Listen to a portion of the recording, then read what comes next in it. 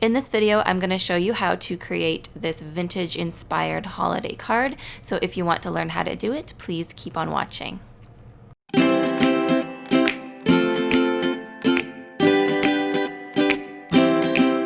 Hey guys, welcome back to another holiday card video. Thank you so much for watching. In this tutorial, I'm going to show you how to create some really fun vintage inspired florals. And we're going to use my gold watercolor, which is super, super pretty. So to begin, I'm using a template of the word peace that I printed up on my computer. I'm going to include a download for this template below, so if you want to grab it, click the link below and you can get started. I'm just using my light board and lightly tracing this onto my watercolor card. And all supplies, as always, will be listed below. To begin, we're going to start with the background of our card. I'm going to be applying this directly over the pencil marks that I made already. And for this, I'm just using a really watery mix of a tiny bit of crimson red as well as burnt sienna mixed together to kind of make a peachy tone. And with a flat wash brush, I'm just going to apply that all over the card. The card is dry to begin with, so your paint is going to be extra watery. And I'm just tilting my board a little bit just to let the colors blend together so that it's more of a flat wash. And you can go back in and add a stronger concentration of paint, as I'm doing here, just to make it that tiny bit more dramatic.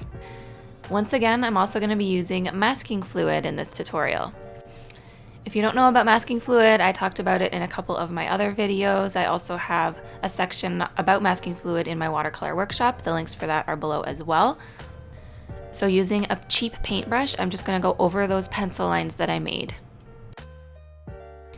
And I really want to try to keep this inside the lines, so definitely take your time and make sure you are using a brush that's the proper size, so you don't want something too large that's going to create messy edges. So just apply this all over the text and then let it dry. Once it's dry, we're going to be able to paint over it and keep the paper underneath nice and clean. When that's totally dry, I'm just taking a number 6 brush and crimson red, and I'm going to start by creating my two main floral elements. So the largest elements are always nice to do first so that you can position them and then sort of work around them. So for the first flowers, you're just going to create some really simple circles. All of the floral elements that we create here are going to be based on your standard shapes, really basic, simple shapes. One of the leaf shapes I'm going to add here is just kind of a bunch of different teardrops attached together. So you're going to have one at the top followed by 4 at the bottom. You can just mimic what I'm doing here.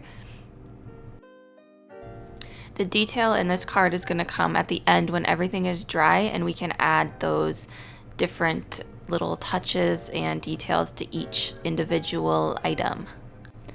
I'm just adding in a little bit of an orangey, peachy tone here, creating some semi-heart-shaped flowers. Again, keeping it really, really simple, but also trying not to touch the paint that we've just completed with the previously painted elements, because you don't want it to blend together.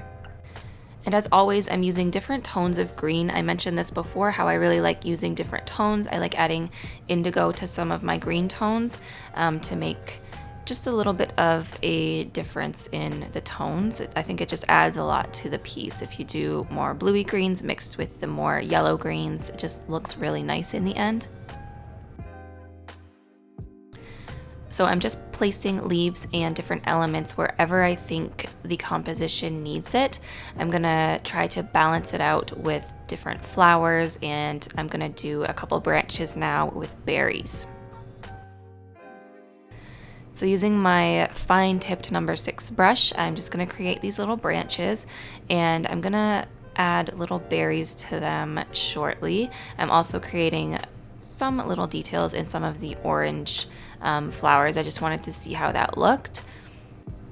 And I'm just using indigo paint for this, and then I'm gonna go back into that crimson red and just create little circles on top of each of those branches.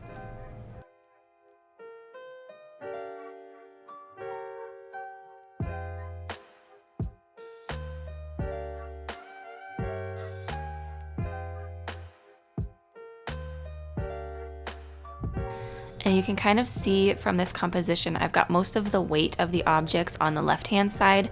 So right here, I decided it needed a little bit more on the right-hand side. So I just added a couple little leaves there, and I'm just gonna add a little bit more.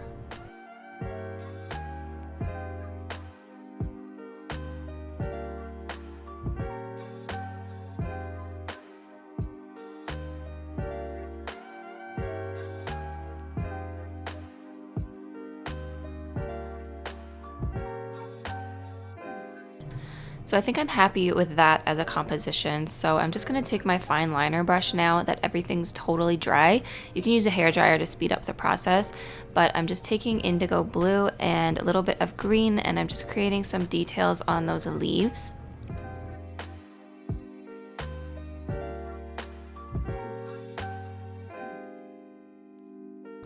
So inside the leaves, I'm just doing 3 lines, and the larger leaves just gets 1 line, and then I'll do some little veins coming off of those shortly.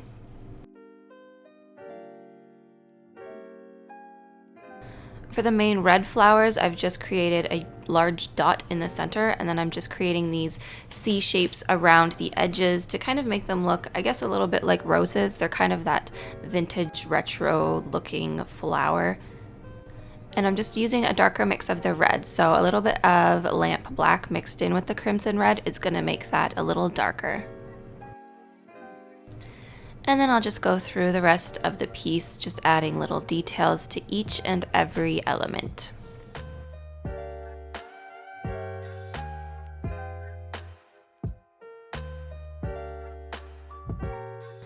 I notice with a lot of these kind of retro inspired florals, they don't use a lot of shading. It's very solid colors, and the addition of shading and tonal change and everything is done by using lines.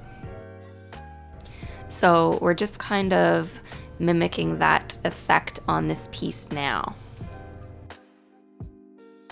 When everything's dry, you can now have some fun and peel off that masking fluid. This masking fluid that I've used comes off in a nice easy pull. So you just have to grab an edge and pull it off.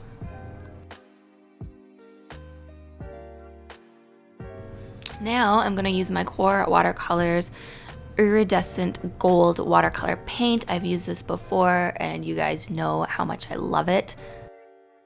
It is so vibrant and pretty and shiny, and it just makes the whole piece. So using that and a thinner brush, I'm just going around the whole lettering that we did. The pencil lines are there still, so we're just going to fill those in basically.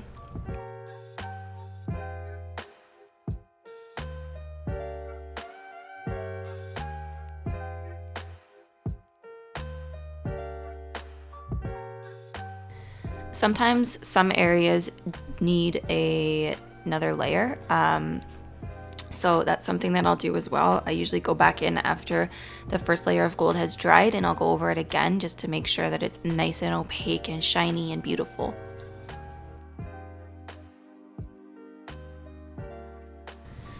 And I realized here after I had already filmed that I forgot to do that little ending swirl on the E, so just ignore that for now. I did go back in and fill that part in.